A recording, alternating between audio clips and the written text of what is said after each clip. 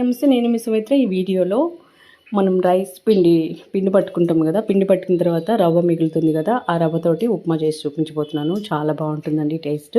దానికోసం పాన్ పెట్టుకొని పాన్లోకి ఆయిల్ వేసుకొని, ఆయిల్ హీట్ అయిన తర్వాత ఆవాలు, పచ్చిశనగపప్పు, మినపప్పు వేసుకొని ఇవన్నీ కాస్త వేగిన తర్వాత కట్ చేసుకున్న ఒక ఉల్లిపాయ వేసుకొని, ఉల్లిపాయ కూడా వేగిన తర్వాత ఇందులోకి చాప్ చేసుకున్న అల్లం అండ్ టమోటాలు, ఒక టమోటా, పచ్చిమిర్చి వేసుకొని ఇవన్నీ వేగిన తర్వాత టేస్ట్కి సరిపడా సాల్టు, కరివేపాకు, పసుపు వేసుకొని కలుపుకున్న తర్వాత చింతపండు, నిమ్మకాయ సైజ్ అంతా చింతపండు తీసుకొని జ్యూస్ చేసి పెట్టుకున్నాను. చింతపండు రసం కూడా వేసుకొని కలుపుకొని ఉడికిన తర్వాత ఈ రవ్వ వేసుకోవాలి. చింతపండు రసం కాస్త ఉడికిన తర్వాత రవ్వ వేసుకొని బాగా కలపాలండి. గడ్డలేం లేకుండా కలుపుకున్న తర్వాత వాటర్ యాడ్ చేయాలి. 1 కప్పు రవ్వ తీసుకున్నాను కాబట్టి 2 కప్స్ వాటర్ యాడ్ చేస్తున్నాను. కరెక్ట్గా సరిపోతుంది. రవ్వ వేసినప్పుడు కలపాలి అండ్ వాటర్ వేసినప్పుడు కూడా ఈ విధంగా కంటిన్యూస్లీ కలుపుతూ ఉండాలి, లేదంటే గడ్డ కట్టేస్తుంది, అంత బాగుండదు.